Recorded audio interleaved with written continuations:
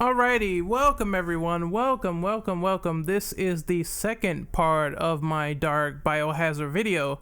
This will be the show where we discuss a what-if scenario centered around particular events in the Resident Evil timeline and seeing what happens if things happen differently. This is a timeline discussion that alters particular scenarios to find interesting results. In my first video, I talked about the long-lasting impact which centered around the stars Bravo and Alpha team becoming food for the maggots. In this video, I will be creating new hypothetical scenarios based on your feedback from the previous comment section. To start off this video, this will be a mixture of script and it will be a mixture of off-the-cuff discussions because I didn't have time to finish the script, so bear with me here. I'm just gonna do it off the cuff and see all the questions I can answer with the Resident Evil knowledge that I have. Let's get started. So what would be the outcome of Brad Vickers? And this is a follow-up question to a couple of questions that people had in the last video before I get to the hypotheticals that were sent to me. What would be the outcome of Brad Vickers investigating Umbrella on his own during the Dark Biohazard storyline? Now, we all know that Brad Vickers is the sole survivor in the Dark Biohazard lore. He is the only survivor from the STARS unit. It's important to know that since he escaped the mansion incident by being a coward and flying away in this time period, I should mention that he would have a little bit more focus. I think he would have more focus, so to speak, and some valor added to his character to make amends for leaving his team to rot, leaving them to die. And they actually did die in this timeline. There would be guilt here. There would definitely be some form of survivor's guilt for Brad Vickers because of that reason. That being said, he's still chicken heart for all intents and purposes. Unlike all the other STARS members as well, having like this extensive background in combat training, like Jill, like Chris. Chris was in Air Force and the military, and I think Jill was in Delta Team. They don't talk about Brad's background history for combat. I assume he has the most basic gun handling, the most basic gun training behind his belt, and that's about it. If he was like a more experienced and trained soldier, I could see him possibly surviving a little bit to some extent. But right now, at this point in time in the recording, I have to put some doubt on Brad Vickers. That's mostly because he doesn't have any sort of combat experience that is really extensive to handle some of the stuff on his own. I would assume he's probably still incompetent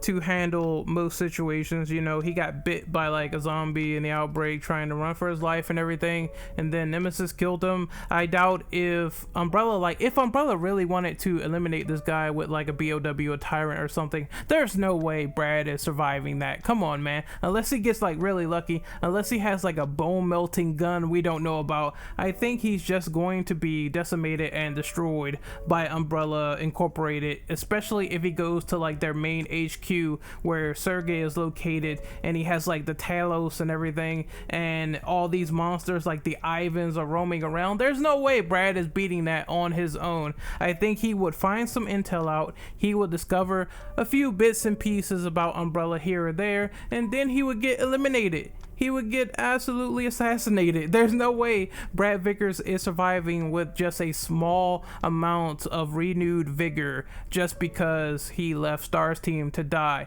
If he relays some information to the government or whatever, if he finds something, I still think it would get buried. No one would probably believe him unless he has like the summation of that one data disk that Sergey Vladimir has, and there's no way he's getting his hands on that with the Ivans around. There's no way. I think Brad would just get like snubbed like the original STARS team members did when they were coming back from the mansion incident, and you know, they wanted to expose Umbrella to the world. Nobody believed them.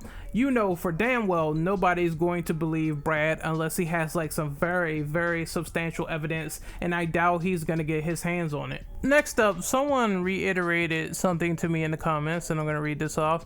Why wouldn't Claire launch her own personal investigation into the death of Chris Redfield during the Dark Biohazard timeline? This is not a bad idea by any stretch of the imagination, actually. However, I think the original context of the dark Biohazard story didn't include Claire at the time being, due to it being, well, dark, I guess. And I wanted to think in that mindset, how would I keep this rolling in a very mature, very gritty, very dark manner? And I think Claire committing suicide, or ultimately never coming into the timeline, and Leon doing his own thing and Claire doing her own thing, and things being, well, dark. I think that was my original thought process behind those two ideas. So nobody's wrong here. I just want to reiterate, nobody's wrong. These are all hypotheticals. This is a what if scenario, so to speak. This is why I chose to have Claire grieve within the context of the story. Once again, Claire does really love Chris Redfield deeply. That is her brother, man. He is the cool dude. That is the person that is her only link to a family, because Claire and Chris's parents are dead in the timeline. So that was my thought process. The only problem is that Umbrella's influence would be stronger if Claire launched her own personal investigation. And with Brad in Europe, then I don't think that Claire would have any solidified leads. Everything went up with Raccoon City as far as the nuclear strike goes. Alright, so we got no solidified leads, we have a nuke city, we have a dead Chris Redfield. That means that hope would be small in Claire's case, while let's say she probably still launches this investigation.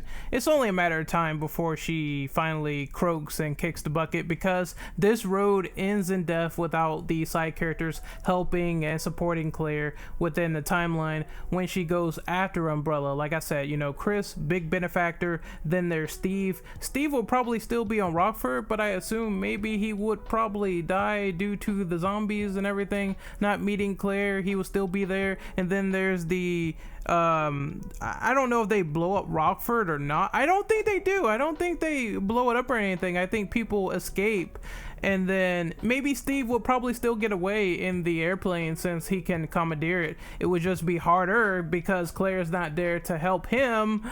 That's like his own little story right there, you know what I mean? Just to piggyback off of what I said earlier, no solidified leads, a bombed Raccoon City, and a dead Chris Redfield. That leads to the next thing that I don't know if I mentioned this. I'm just going to reiterate. It means that Umbrella also got the bioweapon data from the mansion incident. That sort of incident that they entrapped like the stars into the mansion and then the monsters were fighting them. I would assume, considering that the monsters wiped them out, that test was successful, right?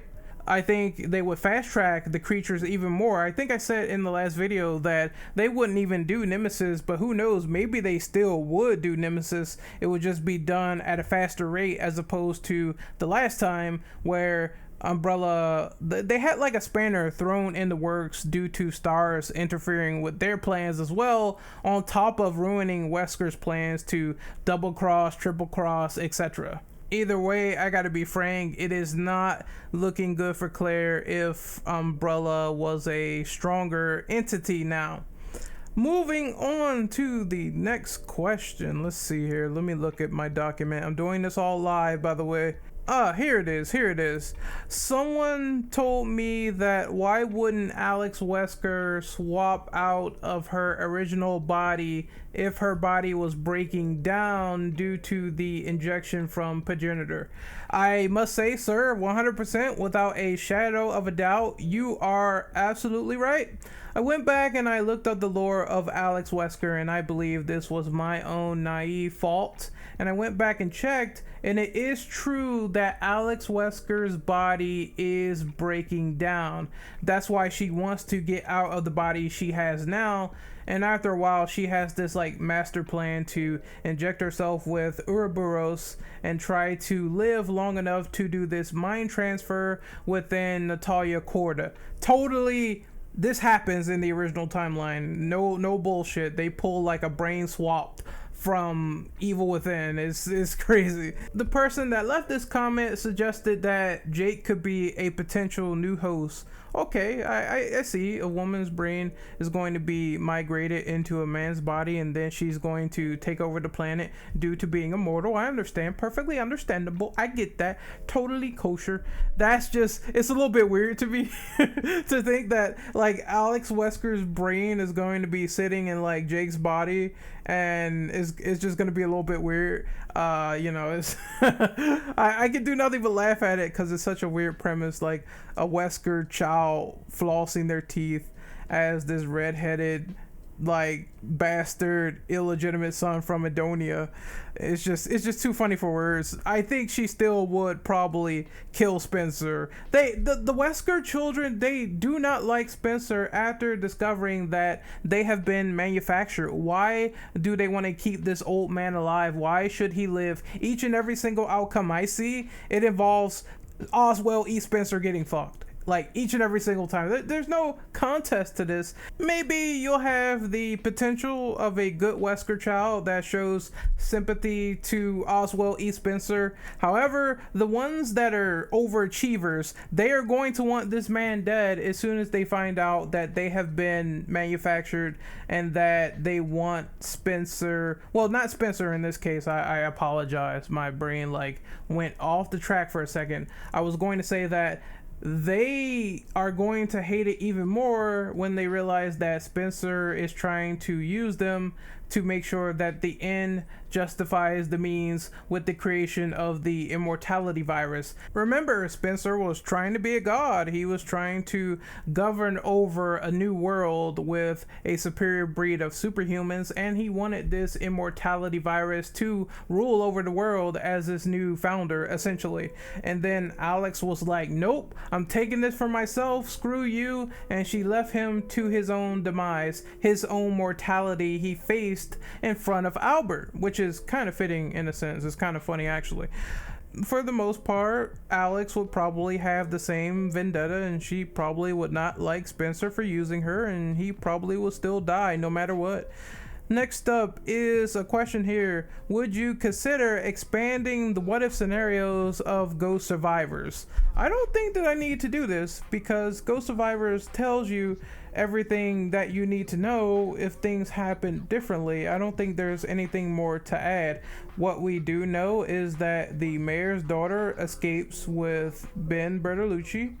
That happens at the end of her scenario. Nothing much to tell there. Do they escape Raccoon City is left up to interpretation. Next up is Daniel Cortini and his scenario with No Way Out and him trying to escape the sort of gas station convenience store. He's trying to get out and he kills all the zombies and Leon helps him out. Just like, it's like essentially the scenario that happens in the beginning of the game where Leon comes in and shoots the zombie behind Claire, only this time it happens with Daniel Cortini and they drive off. I assume they go right into Raccoon City, and the only difference is it might be two male leads instead of just Leon and Claire. I don't know what happens to Claire in this scenario. That's the weird, interesting part. Does she get picked up later? Do they save her?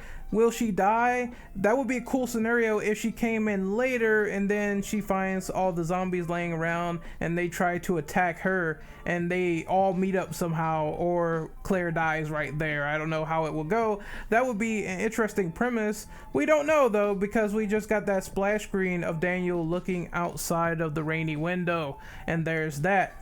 Next up is the one with, I forget his name. He's the guy. He's the guy in the plaid shirt. Kendo. I can't believe I forgot Kendo's name like really quickly. But Kendo, I think he escapes on Chopper. I think he leaves. He gets out of Raccoon. There's nothing really to tell there.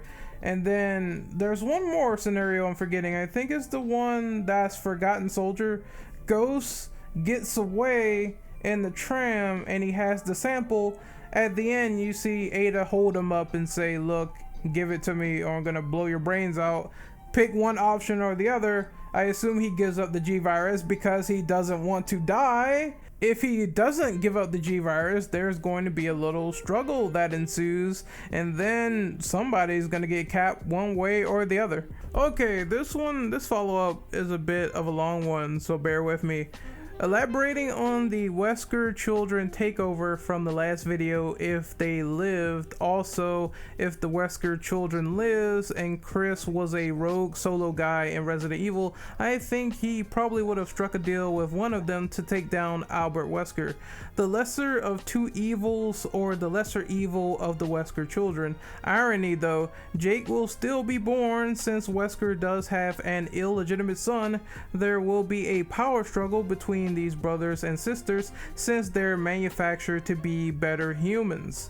I think I kind of alluded to the final part of that statement in the last video. I said that maybe there is the window that the Wesker Children, if they all lived, they probably won't agree with each other. They will probably fight for supremacy and try to be the strongest they possibly can, or there is the method that they will possibly work together, or if they wanted to do something very interesting, there would be the possibility where these children, some of them at least, will try to break their shackles of being gods and everything, and maybe they want to enjoy peace, and maybe some of them can be good, and those people could team up with Chris Redfield. I like when this Wesker Children subplot, it could have a lot of variety going for it. It could have something interesting happening.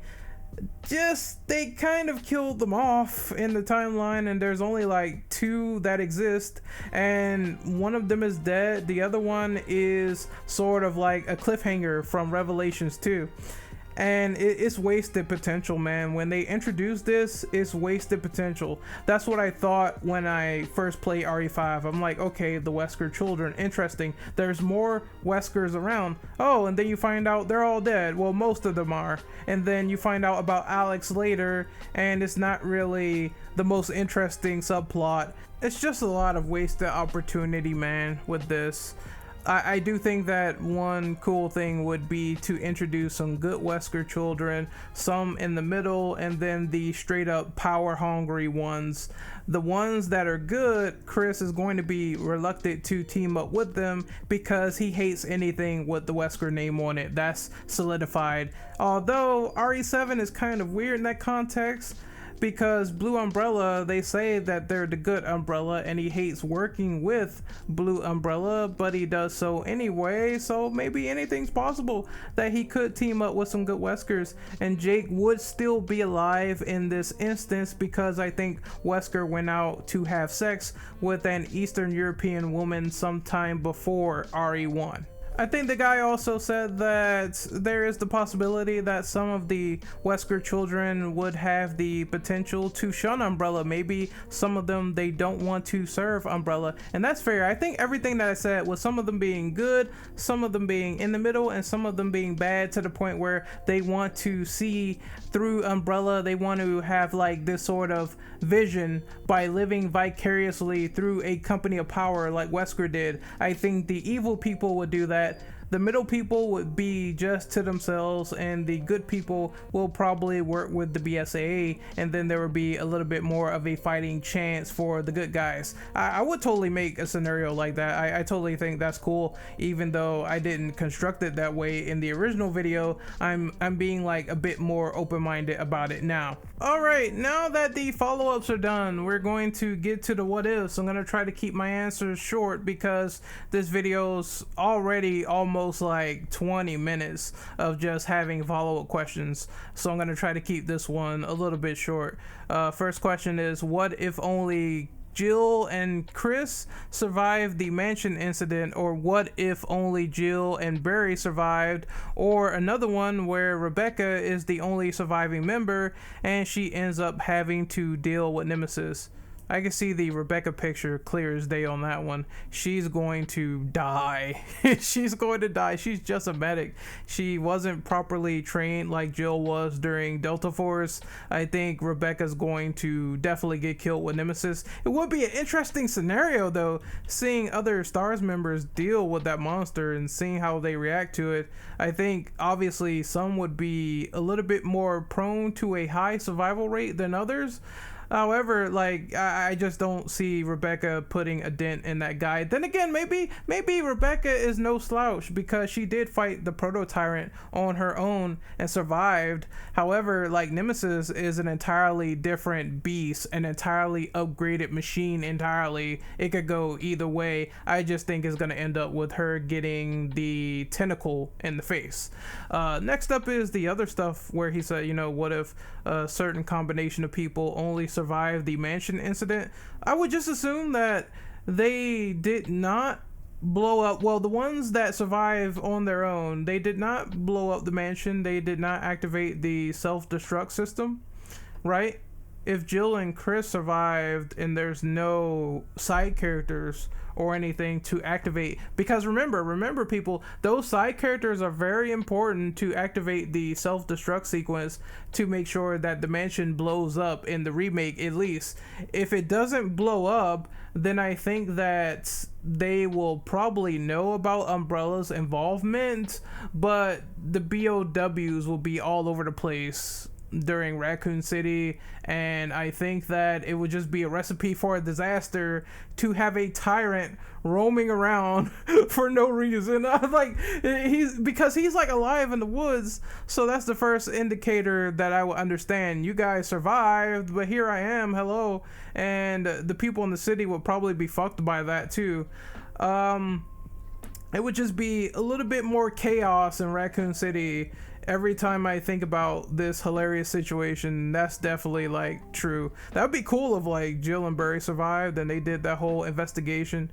Chris will be dead, and that would be a benefactor gone by the time RE5 happens. I think that Jill would probably still get captured. Would Barry go after? I think he would go after Jill if there was like a RE5 centric Barry game. I think he still would go after her no matter what, and that would be a cool scenario. That would make Barry like a main character at that point. Think about those possibilities, right? Then let's move on to this interesting question. This is one that I wrote. What if Jake Mueller and Albert Wesker met? I think if they met, then it would be an interesting encounter. Wesker probably wouldn't give a damn. He probably wouldn't care. He probably might try to kill his own son because he cut his ties for humanity long ago, and Jake does not like Wesker either. There was that weird scene. It was that very odd scene where Jake tries to pull a gun on Chris, and he says, you're the one who killed my father. It was you. But the more I think about that scene that happened in Resident Evil 6, I don't think he was necessarily defending Wesker, because if he did, he could have shot Chris in the face right there. I think it was just due to the fact of, and I'm paraphrasing this, like, you asshole, you killed my dad. I didn't get the chance to meet him. I didn't get the chance to bring him to justice. You took that away from me, and now we have a problem, right? Because I think he... Well, Jake, somewhere in the beginning, he says that I wonder if he knows that Wesker is my father, but I don't think that he knew that Chris killed him, which brings up that connection. I think he doesn't care about Wesker, but he personally wanted to put a stop to him in his own little ways, and he was deprived of that ability to meet his father. And I think this is why I keep constantly saying, I think maybe they should bring Wesker back into the timeline so they could have that Jake Wesker encounter.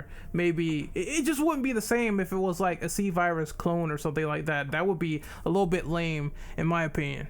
Alright, next one. What if some characters from the Revelation series didn't die, but instead the ones that are alive did instead, like Parker, for example? So I'm trying to think of this, like, which specific characters are you talking about? You're talking about the ones that didn't die, so I would assume it would be people like maybe Jack Morgan, the final boss of Revelations 1. I don't know, during that whole mind swap process of Revelations 2 and the swapping of bodies, Natalia probably wouldn't die, but let's say that was Alex Wesker instead, so that would be one more Wesker dead if she didn't mind swap with the child. I'm thinking maybe leaving Neil alive. Neil betrayed Claire, so I don't think his role would be that substantial other than still working for the powers that be when he does it. like behind the scenes still working for Alex and all that stuff, I think he would still like probably betray her as well. I mean, it's a bunch of betrayals at the end of the day with that one. I'm trying to think of other Revelations characters. If Parker died, Jill would not have any assistance during Revelations 1. So Jill would have a little bit of a hard time to herself. I'm just thinking that out there, like hypothetically. What's next? You know, thank God for Audacity. Thank God, man. There was an airplane in the background that you guys did not hear, and I was thinking to myself, I was like, you motherfucker. I was like in the back of my head, Leon probably crashed that airplane like he did in Resident Evil 6. It's really weird that I had that background noise. I'm just joking around, but that's besides the point. I think that I'm going to answer only 4 more questions remaining from this document. I'm going to save the rest of my juice for Dark Biohazard Part 3. Let's start off with the interesting 4 questions, the remaining 4 questions here, and that is, what if Jill didn't get captured by Wesker during the events of Lost in Nightmares? I assume this means that Jill would not go out of the plate glass window with a spear on Wesker, a wrestling move, a spear on Wesker, and then they fall down the long cavern to their eventual, well, supposed abyss, as the story tells us. I think if she did not knock Wesker out, then they would just continue fighting, right? Wesker would continue fighting Chris and Jill until either they're both dead, or if they manage to knock Wesker out of the window, and that would temporarily delay the search. They are there because they have a sneaking suspicion that Oswald would have information detailing Wesker's events. They will still be hunting him no matter what. He is the top priority for all of the things that the BSAA cannot stand. He is the head of activating all this bioterrorism around the world by selling these BOWs to the black market. I would just propose, like, that's an easy one. I would just propose that Chris and Jill would probably stay together until Wesker is either captured or it ends with like the demise of Chris and Jill. Somebody's gonna get captured or somebody's going to get killed eventually. The next one is, what if Jake's mom was alive during the events of Resident Evil 6? I think that would create some dramatic elements. It really would. It would create some dramatic storytelling because of the friction between Jake and Chris and Piers. Maybe there could be some ComSat update of where things are going on with like Jake's mom, like seeing this unfold. I don't know how they would do it. Maybe Jake's mom would be some sort of like prisoner of war that would come with them. I don't know. I just want that dynamic of wondering. I think the dynamic is actually a little bit more interesting if Jake's mom survived along with Wesker, and there's this family reunion where Wesker clearly doesn't care about these two people and some shit goes down, like some shit really goes down during this event. But I think she would be compassionate and caring about her son and not wanting him to get into trouble like any mother would. It would just be, it would be basic stuff, really. Maybe she would even approve of him and Sherry. It seems that they were doing that whole romance angle with those two in the story of Sherry and Jake. So I think they would do something with that if she was still alive. Next up is, what if Josh didn't save Sheva's life in the time when her gun got jammed? I think there was a situation where this happened in the RE5 lore. Well before RE5, it seems these events happened, and that's how Josh is sort of like a mentor, a big brother to Sheva Alomar in the story events. If Josh didn't save her, I assume Sheva would be dead and Chris would be out of one tour guide for sure. And maybe during that time of RE5, I know definitely there's no way Chris would have survived by himself. Maybe he would have got like really far without that secondary person, without Sheva. It would either need to be someone else or a replacement to help him, since RE5 is very oriented on two people getting through the experience. experience, you know what I mean? I guess to make this interesting, one thing they could do is probably pair up Joss Stone with Chris Redfield. Hear me out. He would feel guilty about Sheva's death, and then he would probably say something like, I have to take responsibility for all this stuff that's going on. This bioterrorism, all this stuff going on with my people is way too much. And I want to be a little bit more active. I want to be a little bit more focused. I want to open up those sort of like parameters. I want to break down those sort of borders between BSAA, North America, and West Africa. Maybe he could be the pairing of the West African branch and that tour guide that comes in and picks up Chris Redfield and teaches him the ropes. And that could be like sort of a buddy experience where they go through the events of RE5. Think about it. Joss Stone, Chris Redfield, let's go. That'd be cool. It is time for the final question of the night. Well, screw it. I'll do two more. I'm gonna do this one and then I'm gonna do one more. So it's almost time for the final question of the night. What if Piers survived and escaped with Chris Redfield from Neo Umbrella's underwater facility? I think we already saw the telltale signs of what was happening, and there's a few questions I want to ask myself personally to the audience to get some clarification. We saw that Piers's arm was mutating and he was already FUBAR. It was already over by that point. That's why he chose to push Chris in the container, because he felt there was no hope for him, especially. We saw that Piers killed the monster with the electric beam in the underwater facility with one last shot. If Piers was in the container with Chris, then how would he be able to kill Chaos? I think what will happen is that either Piers needs to shoot through the metal container to hurt Chaos in some way to stop him from breaking through, and in the process water would fill up and they would probably drown to death. They probably would not escape together, or Chaos would crush the container with Chris and Piers inside of it and they both would be dead. It is definitely an unfortunate situation. I'm just thinking, like, in Chris's mindset, someone who has been infected with the mutated C virus that has like Jake's blood, the enhanced C virus. I don't know this question myself.